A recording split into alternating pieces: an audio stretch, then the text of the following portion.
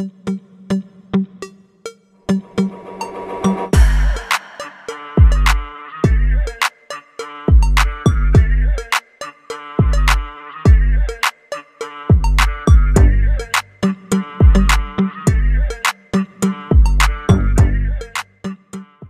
terima kasih karena Anda masih terus setia bersama di dalam channel Elvino ISTV. Jangan lupa untuk tekan butang subscribe. Untuk perkongsian berita hari ini dipetik daripada Malaysia Kini. Tak nampak bukti 120 juta US dollar dalam akaun Najib dikembali ke Tanore. Pakar pemulihan aset rentas sempadan yang berpangkalan di Kepulauan Ceman memberi keterangan bahawa dia tidak melihat bukti bahawa dana sebanyak 120 juta US dollar yang mengalir ke dalam akaun bekas Perdana Menteri Najib Razak telah dikembalikan kepada Tanore Finance Corp. Memberi keterangan melalui Zoom dari Kepulauan Cayman petang ini, Angela Backhouse memberitahu Mahkamah Tinggi Kuala Lumpur demikian semasa perbicaraan kes saman SRC internasional berjumlah 1.18 bilion US dollar, kira-kira RM5 bilion ringgit terhadap Najib Razak.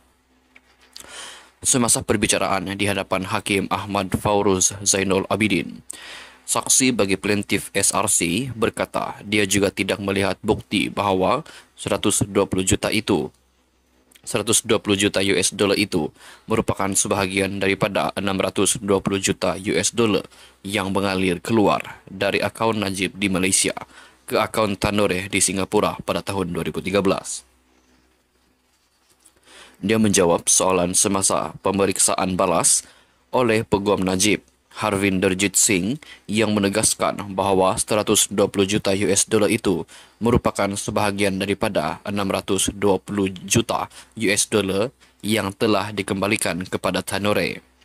Harvinder Jeet berkata, "Saya akan mencadangkan kepada anda bahawa dana sebanyak 120 juta US dollar ini telah dikembalikan kepada Tanore melalui penebusan." Backhouse menjawab, "Saya tidak melihat apa-apa yang kembali. Saya tidak melihat 120 juta US dollar itu dikembalikan."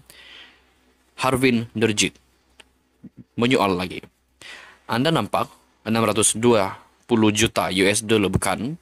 Saya mencadangkan kepada anda bahawa 120 juta US dollar di dalam akaun Najib ini adalah sebahagian daripada dana daripada 620 juta US dollar yang keluar dan kembali ke Tanore pada 2013.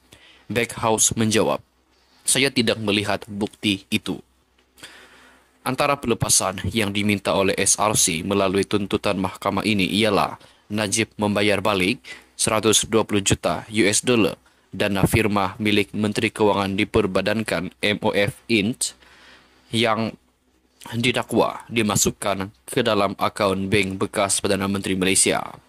SRC juga menyaman Najib untuk pembayaran balik RM4 bilion ringgit pinjaman daripada KWAP kepada syarikat itu yang didakwa telah diselewengkan. Sementara itu, Backhouse memberi keterangan bahawa dia tidak pasti sekiranya ahli perniagaan dalam buruan Lau Tek Jo berada di belakang beberapa entiti luar pesisir yang terlibat dalam penyelewengan RM4 bilion ringgit daripada SRC. Dia berkata kebanyakan entiti luar pesisir ini kepunyaan seorang lagi buruan, iaitu Eric Tan sebagai pemilik beneficialnya. Dia kemudian disoal balas oleh Harvinder Jeet sama ada Lau terlibat dalam entiti luar pesisir ini. "Saya tidak pasti jika Jolo adalah individu yang mengawal segala-galanya," kata Backhouse sambil menambah bahawa dakwaan mengenai Lau adalah apa yang dia baca dalam laporan Jabatan Kehakiman Amerika Syarikat mengenai penyelewengan dana daripada SRC dan Syarikat Pelaburan Negara 1MDB.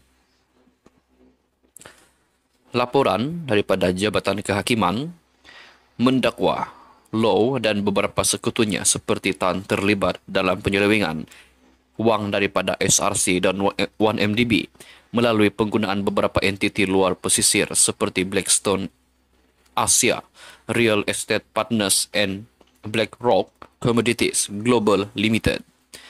Tan Gambar didakwa sebagai pemilik beneficial Blackstone dan BlackRock.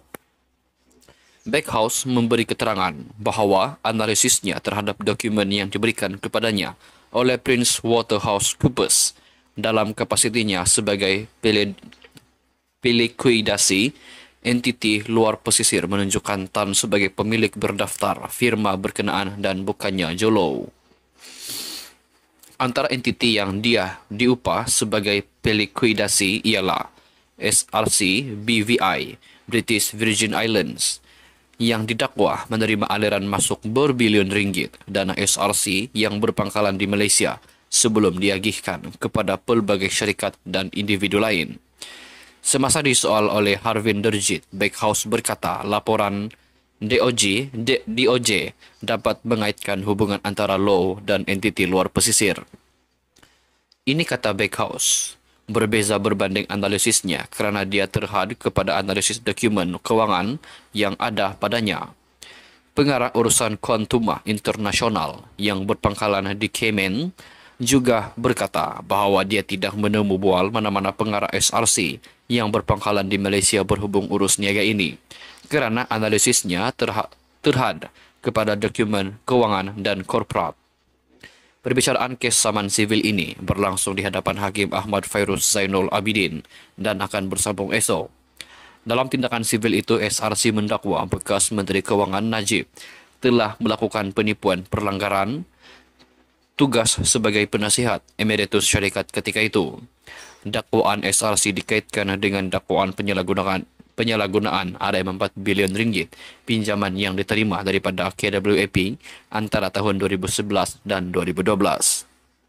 Melalui tuntutan mahkamah itu, SRC menuntut ganti rugi, am dan teladan serta faedah, kos dan relief lain yang difikirkan sesuai oleh Mahkamah Sivil. SRC memohon pengisytiharan bahawa Najib perlu bertanggungjawab untuk mengambil kira kerugian firma MOF Inc. akibat dakwaan pelanggaran tugasnya. Plaintiff juga memohon perintah supaya Najib membayar balik kerugian bernilai berjumlah 1.18 bilion US dollar serta membayar balik 120 juta US dollar yang didakwa diterima bekas Perdana Menteri itu.